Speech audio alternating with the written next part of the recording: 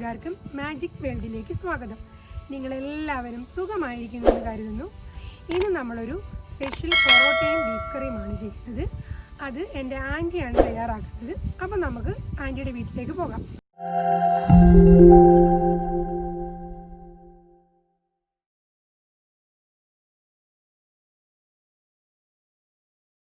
ഇപ്പോൾ നമ്മൾ ഏകദേശം 40 പൊറോട്ടയാണ് ഉണ്ടാക്കുന്നത്. അതിന് വേണ്ടിയിട്ടുള്ള ഇൻഗ്രീഡിയൻസ് നമുക്ക് നോക്കാം. ഇപ്പോൾ അതിന് വേണ്ടിയിട്ട് 2 കിലോ മൈദാമാവ് എടുത്തിട്ടുണ്ട്. പിന്നെ നമ്മൾ ആവശ്യത്തിന് ഉപ്പ് ചേർക്കുക. പിന്നെ 1 സ്പൂൺ പഞ്ചസാര നമ്മൾ ഇതിനോട് ചേർക്കുന്നുണ്ട്, 1 ടേബിൾ സ്പൂൺ പഞ്ചസാര. പിന്നെ 3 മുട്ട ഇവിടെ അടിച്ചു വെച്ചിട്ടുണ്ട്, അതുകൂടെ ചേർക്കുക.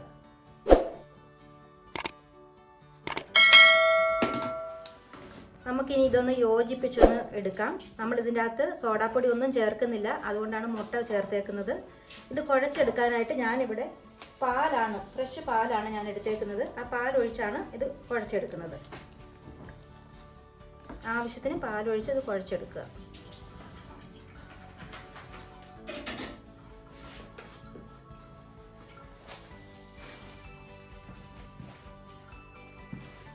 പാലൊഴിച്ച് കുഴയ്ക്കുമ്പോൾ ഇത് നല്ല സോഫ്റ്റ് ആയിട്ട് വരും. അതിനാണ് പാൽ ഉപയോഗിക്കുന്നത്.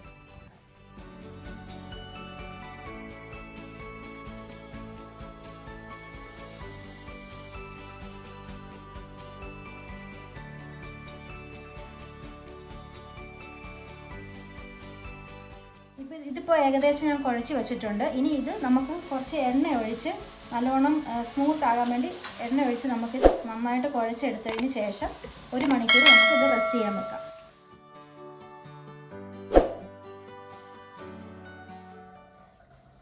ഇപ്പം നമ്മൾ 1 മണിക്കൂർ റെസ്റ്റ് ചെയ്യാൻ വെച്ചതാണ്. ഇത് നന്നായിട്ട് കണ്ടോ പൊങ്ങി വന്നിട്ടുണ്ട്. ഇനി നമുക്കിത് പീസുകളാക്കി മുറിച്ചെടുക്കാം. ഈ മാവ്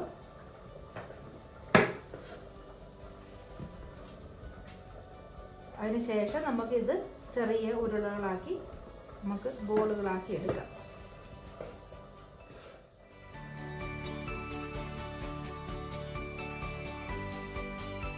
അതിന് നമുക്കിത് ഇതേപോലെ ഇങ്ങനെ ചെറിയ ഉരുളകളാക്കി മാറ്റി വെക്കാം.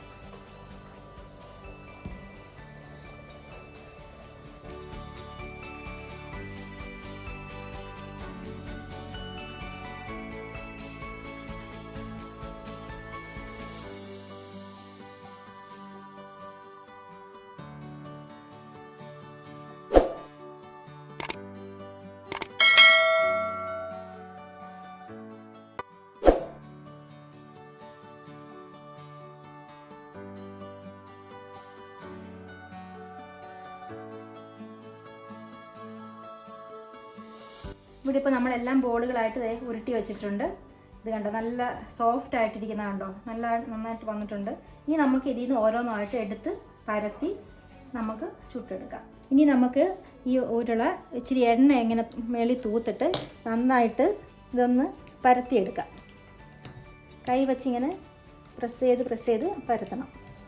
ഇത് നമ്മളിത് ഈ ചപ്പാത്തി കോല് വെച്ച് നമ്മളിങ്ങനെ പരത്തിയാണ് ഇത് ഉണ്ടാക്കുന്നത്. കാരണം വീശിയടിച്ചുണ്ടാക്കാൻ എനിക്ക് അറിയത്തില്ല, അപ്പോൾ പരത്തിയാണ് ഉണ്ടാക്കുന്നത്. ഇത് നല്ല നൈസായിട്ട് ഇതേപോലെ ഇങ്ങനെ പരത്തണം. ഇത് പരത്തുമ്പോൾ ഇത് ഇടയ്ക്ക് ഇങ്ങനെ കീറിപ്പോയെന്നും പറഞ്ഞാൽ അതൊന്നും പ്രശ്നമല്ല. കാരണം നമ്മളത് കീറിയെടുത്ത് ഇങ്ങനെ ചുരുട്ടി എടുക്കുന്നതായതുകൊണ്ട് അത് കുഴപ്പമില്ല. നമ്മളിങ്ങനെ നല്ല ഉണ്ടാകും തിന്നായിട്ട് ഇങ്ങനെ പരത്തിയെടുക്കണം.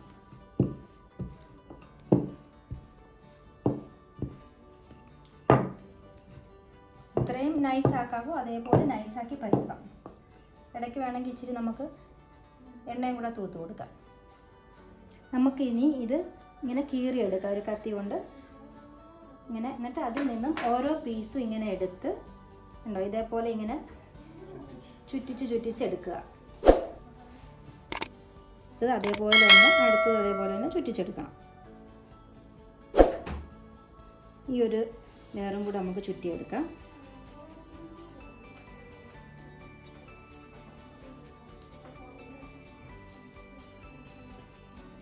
ഇതേപോലെ നമുക്ക് ഓരോന്നും ചുറ്റിച്ചെടുക്കാം ഈ ഒരു വലിപ്പത്തിൽ. ഇനി നമുക്കിത് കണക്ക് ചുരുട്ടി വെച്ചിരിക്കുന്ന ഈ മാവെടുത്ത് ഇച്ചിരി എണ്ണയും കൂടെ തൂത്തിട്ട് കൈ കൊണ്ട് ഈ കൈയുടെ ഈ ഭാഗം കൊണ്ട് നമുക്ക് നന്നായിട്ട് ഇങ്ങനെ അമർത്തി അമർത്തി അത് പരത്തിയെടുക്കാം.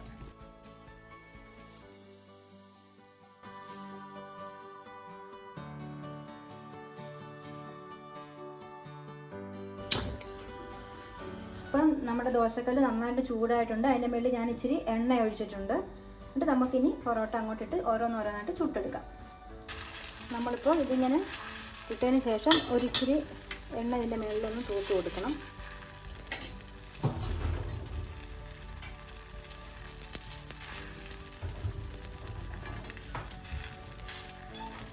ഇതിൻ്റെ അടിവശം ഒന്ന് മൊരിഞ്ഞ് വന്നതിന് ശേഷം നമുക്കിത് തിരിച്ചിടാം.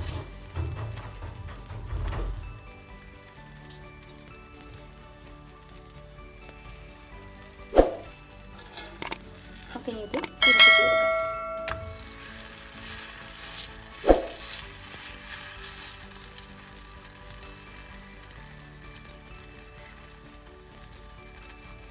കണ്ട് ഈ വശം ഇപ്പോൾ നന്നായിട്ട് മൊരിഞ്ഞ് വന്നിട്ടുണ്ട്. നമുക്ക് ഇതിൻ്റെ എണ്ണയും കൂടെ തൂത്ത് കൊടുക്കാം.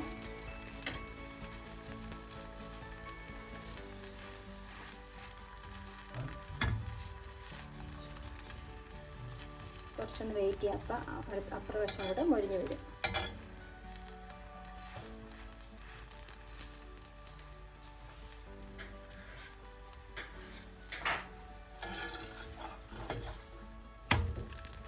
ഇവിടെ നന്നായിട്ട് മൊരിഞ്ഞ് വന്നിട്ടുണ്ട്.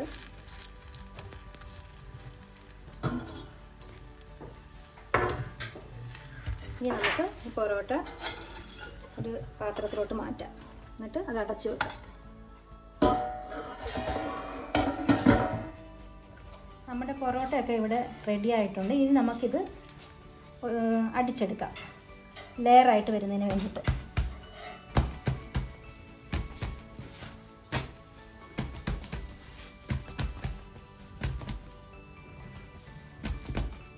അപ്പോൾ നമ്മുടെ പൊറോട്ടയൊക്കെ നല്ല ലെയറായിട്ട് വന്നിട്ടുണ്ട്.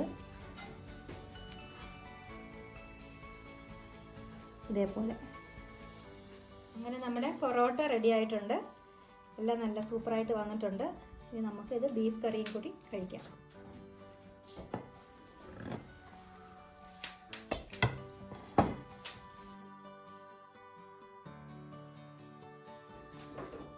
അപ്പം ഞാനിതൊന്ന് കഴിച്ച് നോക്കുകയാണ്.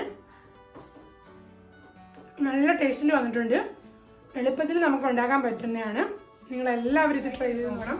നിങ്ങൾക്ക് എൻ്റെ വീഡിയോ ഇഷ്ടമായാൽ ലൈക്ക് ചെയ്യാനും കമൻറ്റ് ചെയ്യാനും, നിങ്ങൾ ആദ്യമായാണ് എൻ്റെ വീഡിയോ കാണുന്നതെങ്കിൽ സബ്സ്ക്രൈബ് ചെയ്യാനും, അതിന് തൊട്ടടുത്ത് കാണുന്ന കുഞ്ഞുമണി ഒന്ന് പ്രസ് ചെയ്യാനും മറന്നു പോകരുത്. അപ്പോൾ നമുക്ക് അടുത്ത വീഡിയോയിൽ വീണ്ടും കാണാം. ടാറ്റാ.